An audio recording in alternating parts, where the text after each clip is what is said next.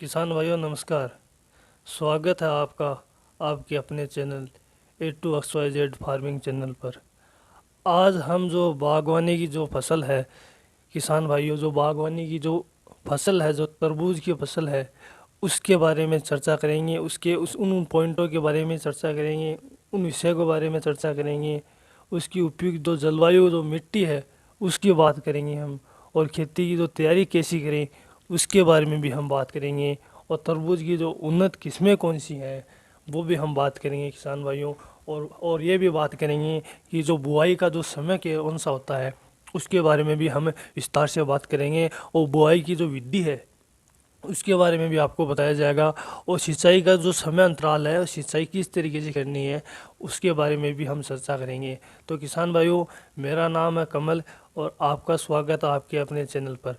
तो आज का इस प्रसारण में हम शुरू करते हैं कि जो तरबूज की जो फसल है, जो जायद की जो जो तरबूज जो जायद मौसम की मुख्य फसल मानी जाती है, उस खेती का मुख्य रूप से जो हमारे जो देश में उत्तर प्रदेश, कर्नाटक, पंजाब, हरियाणा और राजस्थान में होती है। तो इस खेती में कम से कम समय में खाद और कम पानी की आवश्यकता पड़ती है। तो तरबूज के कच्चे फलों का उपयोग सब्जी बनाने में किया जाता है। तो वहीं पकने पर भी इसको मीठे और स्वादिष्ट फल के रूप में खाया जाता है। तो आप वो जानते होंगे कि गर्मी के दिनों में सभी लोग तरबूज का सेवन करते हैं। तो किसान भाइयों, इस चीज़ के लिए हम आपसे बात करेंगे कि तरबूज जायद के मौसम के मुख्य फसल में मानी जाती है। तो यह जो मुख्य फसल है, तो इसके बारे में जो उपयुक्त जो पॉइंट है कि जलवायु, जो इसकी जो मिट्टी और जलवायु कौन सी होनी चाहिए और कौन कितनी तापमान कितना होना चाहिए, उसके बारे में चर्चा करें। तो खेती के लिए गर्म और औसत आर्द्रता वाले क्षेत्रों में सर्वोत्तम होते हैं किसान भाइयों। तो इसके बीज में जमा में पौधे की बढ़वार के समय में लगभग 25 से 32 सेंटीग्रेड तापमान की आवश्यकता पड़ती है। कि 25 से लेकर 32 तक आपका तापमान अगर है, तो वहाँ तरबूज की खेती अच्छी प्रकार से होती है। तो वहीं रेतीली और दोमट मिट्टी में भी सबसे अच्छी किसान भाइयों हो जाती है। ध्यान रखें, इसकी खेती कोई नदी के किनारे खाली स्थानों में क्यारियाँ बनाकर करें। नदी के किनारे अगर कोई किसान भाई उत्तर भारत में, दक्षिण भारत में अगर खेती कर रहा है, तो वहाँ पर नदी के किनारे अगर करे, तो इनका नदी के किनारे होता है तो इनका क्यारियाँ बनाकर करें। खेती की जो तैयारी जो है, तीसरा पॉइंट जो हमारा, जो खेती की तैयारी जो है वो कैसे करें, उसके बारे में हम करें। तो पहले आप जुताई करें, पलटवार करें। पलटवार करने की जुताई में देसी हल के वाया या कल्टीवेटर की से कर सकते हैं। ध्यान दें कि खेत में पानी की मात्रा ज़्यादा न नहीं होनी चाहिए और नदियाँ खाली क्यारियाँ बना लें। और जब भूमि गोबर और हमारी जो देसी खाद है, गोबर खाद है, वर्मी कंपोस्ट है वगैरह, वो मिट्टी के अंदर मिला लें और क्यारियों के अंदर तैयार करके मिट्टी में खाद मिलाकर पूर्णतः तैयार कर लें।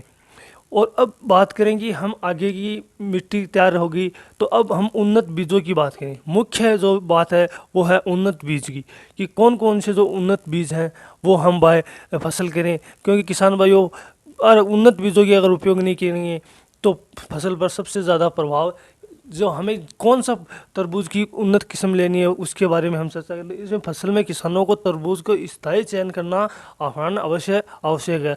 तो इसमें से कम 4 या 5 प्रकार की किस्में हैं। उसमें से black super, F1, sugar baby, Durgapur केसर, एग्रोमानिक, दुर्गापुर मीठा, काशी पीताम्बरम, ये जो नाम के जो तरबूज की जो वेराइटियाँ आती हैं, ये जो कुल मिला की अच्छी वैरायटियाँ हैं। भारत में ये प्रसिद्ध वैरायटियाँ मानी जाती है। तो अब बात आती है कि बुआई का जो समय जो है किसान भाइयों, वह कौन सा होना चाहिए। तो बुआई का जो समय है वो उत्तर भारत में अगर देखा जाए, तो मैदानी क्षेत्रों में तरबूज की बुआई का समय फरवरी में किया जाता है।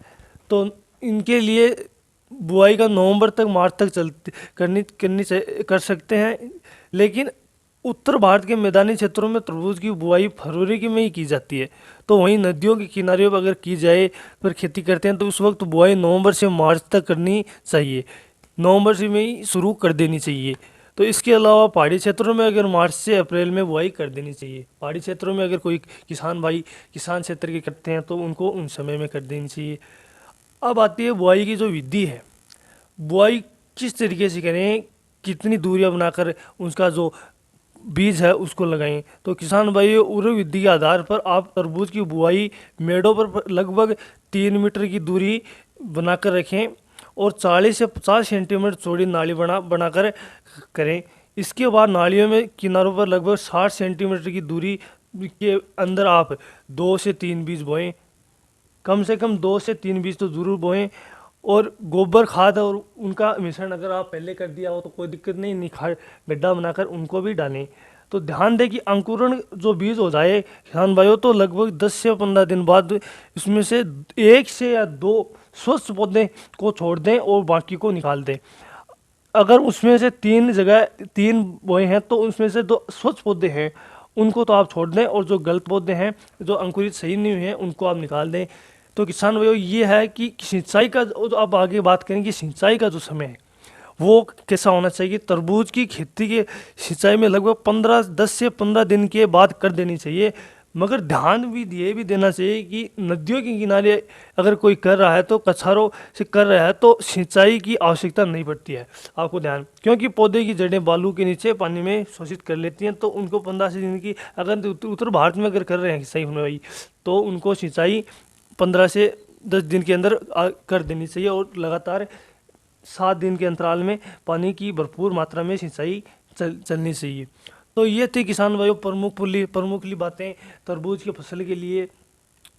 तो किसान भाइयों, आपको कौन सा बीज उपयुक्त लगा, और इसकी पैदावार, अगर आप जो उन्नत बीज की अगर पैदावार करते हो तो आपको मैं बता दूं कि खाद और उर्वरक और फसल की पैदावार पर निर्भर करती है यह बात कि वैसे तो तरबूज औसतन पैदावार लगभग 80 से 1,000 क्विंटल के प्रति हेक्टेयर हो सकती है अगर तरबूज की खेती अच्छी आमदनी से तरीके से करी जाए किसान भाई।